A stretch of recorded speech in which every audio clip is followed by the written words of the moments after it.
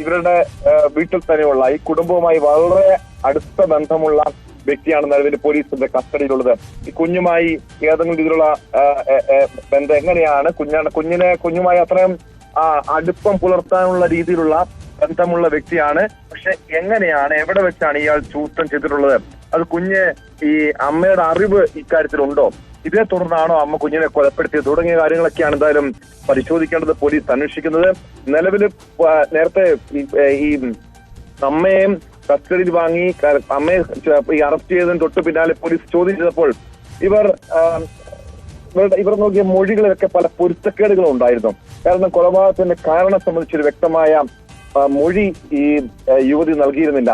ഇത് പക്ഷെ അതിൽ തന്നെ പോലീസിന് ചില സംശയങ്ങൾ ഉണ്ടായതാണ്. പക്ഷേ ഈ യുവതിയുടെ മനോനില സംബന്ധിച്ചുള്ള ഒരു ആശയക്കുഴപ്പം തുടക്കത്തിൽ വന്നതാണ്. പക്ഷെ പോലീസ് ഇവരുടെ മാനസികമായ ബുദ്ധിമുട്ടുണ്ടോ, മാനസികമായ പ്രശ്നങ്ങളുള്ള യുവതിയാണോ ഇതെന്ന് സംബന്ധിച്ചുള്ള വൈദ്യ പരിശോധനയ്ക്ക് ശേഷം മാത്രമേ മനസ്സിലാക്കാൻ കഴിയൂന്ന് വ്യക്തമാക്കിയതാണ്. പക്ഷെ എന്തായാലും പോലീസ് ഉടൻ തന്നെ, അതായത് നാളെ തന്നെ ഇതുമായി ബന്ധപ്പെട്ട കസ്റ്റഡി അപേക്ഷ നൽകുന്നുണ്ട്. ഈ യുവതിയെ കസ്റ്റഡിയിൽ വാങ്ങി ചോദ്യം ചെയ്താൽ കൃത്യമായ വിവരങ്ങൾ ഈ കൊലപാതകത്തില് ഈ നിലവിൽ കസ്റ്റഡിയിലുള്ള യുവാവിന് ബന്ധമുണ്ടോ, അത് ഇവരുടെ സഹായം ലഭിച്ചിരുന്നോ, ഇക്കാര്യങ്ങളിലൊക്കെ ഒരു വ്യക്തമായ വിവരം ലഭിക്കുമെന്നാണ് പോലീസും മനസ്സിലാക്കുന്നത്. നിലവില് ഇയാളെ ചോദ്യം ചെയ്തതിൽ നിന്നും ഇതുമായി ബന്ധപ്പെട്ട എന്തൊക്കെയോ സൂചനകൾ പോലീസിന് ലഭിച്ചിട്ടുണ്ട്. പക്ഷെ വ്യക്തമായ വിവരങ്ങൾ പുറത്തുവിട്ടിട്ടില്ല. ഇയാളെ വിശദമായി ഇപ്പോൾ ചോദ്യം ചെയ്തുകൊണ്ടിരിക്കുകയാണ്. ആര്യ, തീർച്ചയായും ടോം കുര്യാക്കോസ് ആണ് വിവരങ്ങൾ നൽകിക്കൊണ്ടിരിക്കുന്നത്. ആലുവയിൽ കുഞ്ഞിനെ അമ്മ പുഴയിൽ എറിഞ്ഞു കൊലപ്പെടുത്തിയ കേസിലാണ് ഇപ്പോൾ നിർണായകമായ വഴിത്തിരിവുണ്ടായിട്ടുള്ളത്. അച്ഛന്റെ ബന്ധുവിനെ ഇപ്പോൾ കസ്റ്റഡിയിലെടുത്തിരിക്കുകയാണ് പോലീസ്. 3.5 വയസ്സുകാരി ലൈംഗിക ചൂഷണത്തിന് ഇരയായതായി പോസ്റ്റ്മോർട്ടം റിപ്പോർട്ടിൽ സൂചന ലഭിച്ച സാഹചര്യത്തിലാണ് പുതിയ ഒരു കസ്റ്റഡിയിലേക്ക് പോലീസ് കടന്നിട്ടുള്ളത്. പുതിയ FIR ഇടും. അമ്മയെ ഉടൻ തന്നെ കസ്റ്റഡിയിൽ വാങ്ങി കൂടുതൽ ചോദ്യം ചെയ്യാനുള്ള നീക്കത്തിലേക്കാണ് പോലീസ് കടക്കാൻ ഉദ്ദേശിക്കുന്നത്. ഒരുപക്ഷെ നാളെ തന്നെ കസ്റ്റഡി അപേക്ഷ നൽകാനുള്ള നീക്കത്തിലാണ്. ടോം തുടരുന്നുണ്ട്. ടോം, ഇതിനു മുമ്പ് നടത്തിയ ചോദ്യം ചെയ്യലിലൊക്കെ അമ്മയുടെ ഒരു സഹകരണവുമായി ബന്ധപ്പെട്ട് കൂടുതലായി പോലീസ് നൽകുന്ന വിവരങ്ങൾ അതെങ്ങനെയാണ്? ആര്യ, ഇതില് തുടക്കത്തിൽ ഞാൻ സൂചിപ്പിച്ചിരുന്നു, ഈ യുവതി ഒരു ഘട്ടത്തിൽ പോലും പോലീസിന്റെ അന്വേഷണവുമായി അത്ര സഹകരിച്ചിരുന്നില്ല. പോലീസ് കാരണം ഇവർക്ക് മാനസികമായ വൈകല്യമുണ്ട് എന്ന രീതിയിലുള്ള ഒരു പ്രതീതി സൃഷ്ടിക്കാൻ ഉള്ള ശ്രമങ്ങൾ നടത്തിയിരുന്നു. ഇവരുടെ മൊഴികളിൽ ഒരു പൊരുത്തക്കേടുകൾ ഉണ്ടായിരുന്നു. കൊലപാതകത്തിന്റെ കാരണം വ്യക്തമാക്കിയിരുന്നില്ല. ഇതേ തുടർന്നാണ് പോലീസുകളുടെ ഫോണുകളടക്കം പരിശോധിച്ചു. ഇവർ ആരെങ്കിലുമായി ആ ദിവസങ്ങളിൽ ഫോണിൽ ബന്ധപ്പെട്ടിട്ടുണ്ടോ, ആരുടെങ്കിലും സഹായം ഇവർക്ക് ലഭിച്ചിട്ടുണ്ടോ തുടങ്ങിയ കാര്യങ്ങൾ പഠിച്ചു. കാരണം ഒരു യുവതി, അതായത് ഒരു സാധാരണ മനോഭാവമുള്ള ഒരു യുവതി എന്തിനാണ് കുഞ്ഞിനെ രണ്ട് മക്കളുണ്ട്, ഒരു കുഞ്ഞിനെ മാത്രം എന്തിന് കൊലപ്പെടുത്തി? ഇക്കാര്യങ്ങളാണ് പോലീസിന് തുടക്കം മുതൽ തന്നെ സംശയം വന്നത്. പക്ഷെ 2 കുഞ്ഞുങ്ങളെയും ഇവർ ഉപദ്രവിച്ചിരുന്നു എന്ന വിവരം ലഭിച്ചിരുന്നെങ്കിൽ പോലും ഈ ഇളയ കുഞ്ഞിനെയാണ് പലപ്പോഴും യുവതി ക്രൂരമായി പീഡിപ്പിച്ചിരുന്നത്. പലപ്പോഴും തലക്കിട്ട് മർദ്ദിച്ചിട്ടുണ്ട്, അടിച്ചിട്ടുണ്ടെന്നൊക്കെ ഈ അച്ഛൻ നേരത്തെ. ഈ മർദ്ദനത്തിനപ്പുറം ഇതിനു മുമ്പും കൊലപ്പെടുത്താൻ ശ്രമിച്ചിരുന്നോ? അങ്ങനെ എന്തെങ്കിലും ഈ കുഞ്ഞിന്റെ വീട്ടുകാർ പോലീസിന് വിവരം നൽകിയിട്ടുണ്ടോ? തീർച്ചയായും ആര്യ, കാരണം ഇതിനു മുൻപ് ഐസ്ക്രീമിൽ വിഷം കലർത്തി കുഞ്ഞിനെ കൊലപ്പെടുത്താൻ ഒരു ശ്രമം നടന്നിരുന്നുവെന്ന് പറയപ്പെടുന്നുണ്ട്. ഇത് ഈ കുഞ്ഞിന്റെ പിതാവിന്റെ അമ്മയുടെ ശ്രദ്ധയിൽപ്പെടുകയും അതേ തുടർന്നാണ് ഈ യുവതിയെയും മക്കളെയും അവരുടെ സ്വന്തം വീട്ടിലേക്ക് പറഞ്ഞയച്ചത്. പക്ഷെ അതേ തുടർന്നും ഈ ഭർത്താവുമായി ഇവർ ബന്ധപ്പെട്ടിരുന്നു. ഭർത്താവിന്റെ വീട്ടിൽ ഇടയ്ക്ക് എത്തുമായിരുന്നു.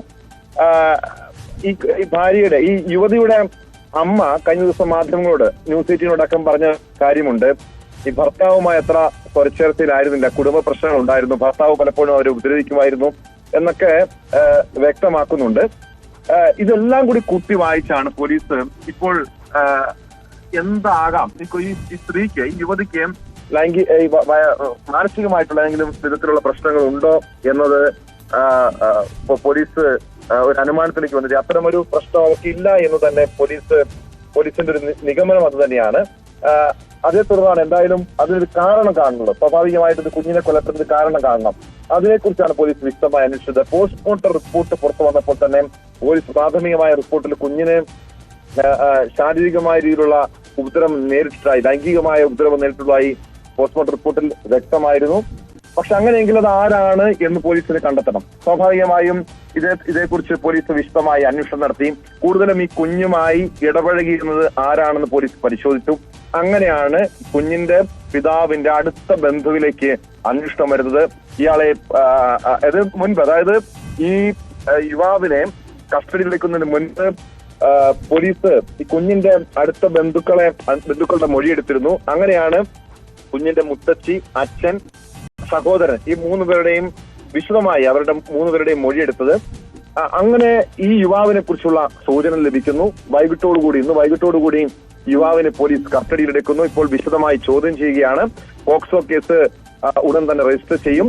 അങ്ങനെയെങ്കിൽ ഈ കുഞ്ഞിനെ കൊലപ്പെടുത്തിയ കേസിലെ രണ്ടാമത്തെ വ്യക്തിയാണ്, രണ്ടാമത്തെ പ്രതിയാണ് ഇപ്പോൾ പിടിയിലാവുന്നത്. പക്ഷെ ഇയാൾക്കും കൊലപാതകത്തിൽ നേരിട്ട് പങ്കുണ്ടോ, കൊലപാതകത്തെ കുറിച്ച് അറിയാമായിരുന്നോ, ഇക്കാര്യങ്ങളിൽ കൂടി വ്യക്തത വരേണ്ടതുണ്ട്. പക്ഷെ അതേസമയം ലൈംഗികമായി ചൂഷണം ചെയ്തിട്ടുണ്ട് എന്നുള്ള കാര്യത്തിൽ ഒരു പോലീസ് ആ വ്യക്തതയിലേക്ക് എത്തുന്നുണ്ട്. പോക്സോ കേസ് രജിസ്റ്റർ ചെയ്യാൻ പോകുന്നു എന്ന് പറയുമ്പോൾ നമ്മൾ അങ്ങനെയല്ലേ മനസ്സിലാക്കേണ്ടത്?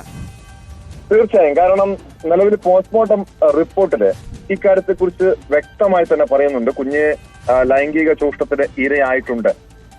അതില് ഈ വ്യക്തിയാണ് അതിന്റെ കാരണക്കാരൻ എന്ന് പറയുന്നു. പക്ഷെ ഈ ലൈംഗിക ചൂഷണം, കുഞ്ഞ് ലൈംഗികമായ ചൂഷണത്തിന് ഇരയായതായ വിവരം കുഞ്ഞിന്റെ അമ്മയ്ക്ക് അറിയാമായിരുന്നോ? അമ്മ അത് മറച്ചു വെച്ചതാണോ?